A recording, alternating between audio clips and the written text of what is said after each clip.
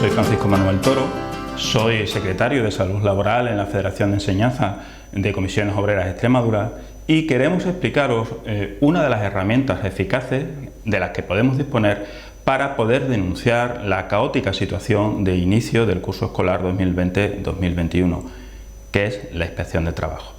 Lo primero que tenemos que hacer es preguntarnos ¿por qué denunciar?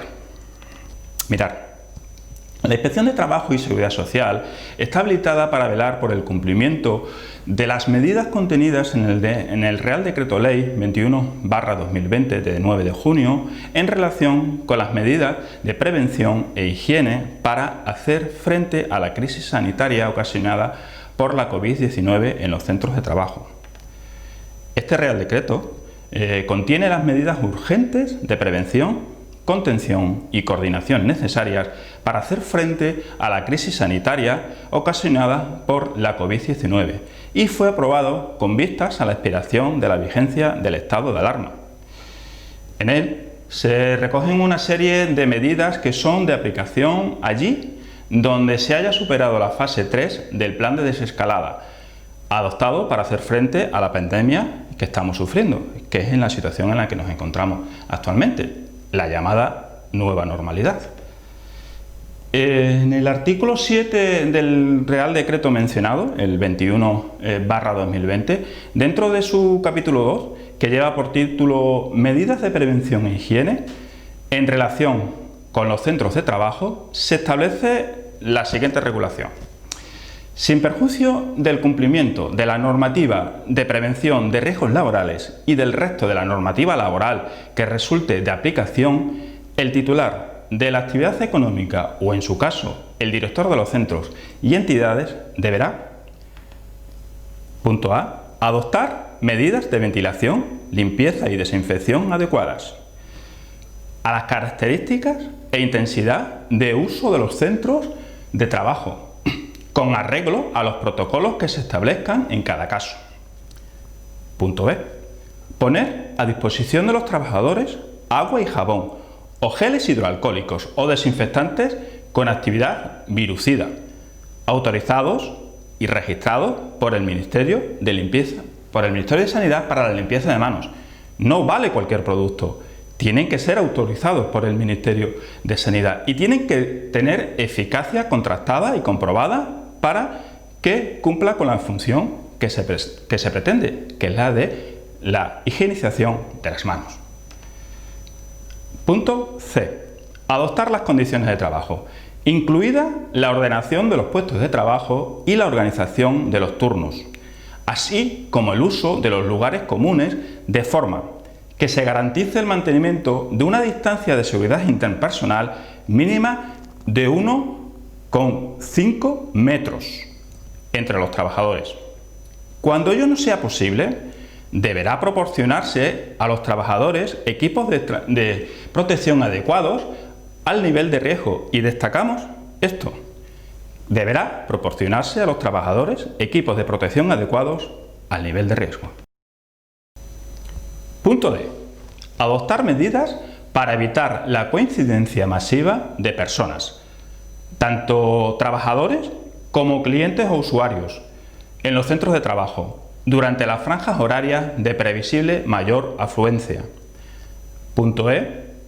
Adoptar medidas para la reincorporación progresiva de forma presencial a los puestos de trabajo y la potenciación del uso del teletrabajo, cuando por la naturaleza de la actividad laboral ello sea posible. El Real Decreto Ley 21/2020 quedó modificado por el nuevo Real Decreto Ley 26/2020 de 7 de julio de medidas de reactivación económica para hacer frente al impacto del COVID-19. En este Real Decreto Ley se establecen los siguientes preceptos: habilitación de los funcionarios de inspección de trabajo para velar por el cumplimiento de las normas establecidas. Cualquier incumplimiento del empleador de esas normas será considerado infracción grave, que en el caso de las administraciones públicas supondrá la realización de las medidas correctoras de los incumplimientos detectados. Así las cosas, tanto el Real Decreto Ley 21/2020 como el Real Decreto Ley 26/2020 que os hemos citado anteriormente, vienen a establecer un importante refuerzo en la tarea de prevención de los contagios en los centros de trabajo mediante la acción inspectora. Cabe decir que la acción sancionadora que se determine tras la acción de los inspectores recaerá sobre la figura del empleador, por lo que el sujeto responsable será la propia Consejería de Educación, no siendo exigible responsabilidad a los titulares de los centros de trabajo, a los directores, a las directoras, queremos referirnos, como así se especifica en el artículo 31.1 del Real Decreto Ley 21/2020. Ahora cabe otra pregunta. ¿Para qué denunciar? Pues mirad, para velar por la obligación de que se adopten las medidas de ventilación, limpieza y desinfección adecuadas a las características e intensidad de uso de los centros educativos, que han sido establecidos en los protocolos aprobados por la Consejería y por los planes de contingencia que se están elaborando en cada uno de los centros de la red educativa extremeña. Para velar que en los centros educativos se está poniendo a disposición de los trabajadores agua y jabón o geles hidroalcohólicos desinfectantes con actividad virucida, como hemos mencionado anteriormente. Y también, como mencionamos anteriormente, estos desinfectantes tienen que estar autorizados y registrados por el Ministerio de Sanidad para la limpieza de manos. Otro motivo para denunciar es para velar que se mantengan la distancia de seguridad interpersonal de 1,5 metros como mínimo. Para ello, la actuación inspectora debe comprobar si se garantiza dicha distancia, si se han adoptado las condiciones de trabajo para conseguirlo, si se han organizado turnos en el caso de ser necesarios, si se ha planificado el uso de los lugares comunes, si no ha sido posible garantizar esa distancia de seguridad que estamos hablando, cuando surge la obligación de proporcionar a los trabajadores los EPIs adecuados para su protección individual. Otro de los motivos por los que debemos denunciar es para garantizar que se han adoptado medidas para evitar la coincidencia masiva de personas, tanto de trabajadores como de usuarios, durante las franjas horarias de más afluencia en las entradas y salidas de los centros escolares, por ejemplo. Cabe destacar que esta cuestión solamente está prevista para cuando la medida afecte a las personas trabajadoras. Por ello, la actuación inspectora deberá centrarse en la vigilancia de la posible presencia masiva de trabajadores en esas franjas horarias, en las que se presume una mayor presencia, como hemos dicho, en las entradas y en las salidas. Pero la función inspectora también tiene otras obligaciones, vinculadas al cumplimiento de estas medidas que hemos venido desarrollando, que propone el artículo 7 del Real Decreto 21/2020, y que estamos analizando, como son la información y formación a las personas trabajadoras, pues es evidente que existe una estrecha vinculación entre la adopción e implantación de las medidas y la información que se dispongan. Esta información y esta formación tiene que ser actualizada a las personas trabajadoras, y su incumplimiento es constitutivo de infracción y motivo de sanción. Es necesario que las medidas organizativas, técnicas y de higiene establecidas en el artículo 7 y que son asumidas por la empresa estén perfectamente documentadas. Tienen que estar adaptadas a los lugares y los centros de trabajo en los que nos encontremos, y un ejemplo evidente son los protocolos de limpieza y de ventilación que se vienen contemplando tanto en el protocolo de prevención del servicio de prevención como en los planes de contingencia de los centros de enseñanza. Otro motivo por el que se debe denunciar es para garantizar la participación de los trabajadores por medio de sus representantes sindicales en la toma de decisiones que pueden suponer cambios de trabajo.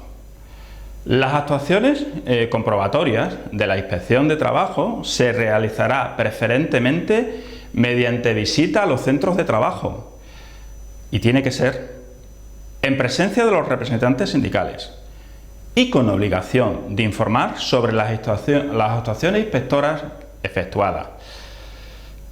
Y ahora una nueva pregunta. ¿Qué medidas se pueden derivar de la actuación de la inspección de trabajo? Pues mirar, una de las medidas que pueden salir de una inspección de un inspector en un centro de enseñanza puede ser la realización de un requerimiento al empleador para el cumplimiento de las medidas previstas en ese artículo 7 que hemos venido detallando hasta ahora en los puntos A, B, C, D del Real Decreto que hemos mencionado. Y tiene que haber una comunicación por escrito del plazo de subsanación de esas correcciones que se tienen que realizar. Además, puede surgir una extensión de actas de infracción en la que se tendrá en cuenta el precepto infringido, que es lo que se está incumpliendo, la conducta tipificada como infracción.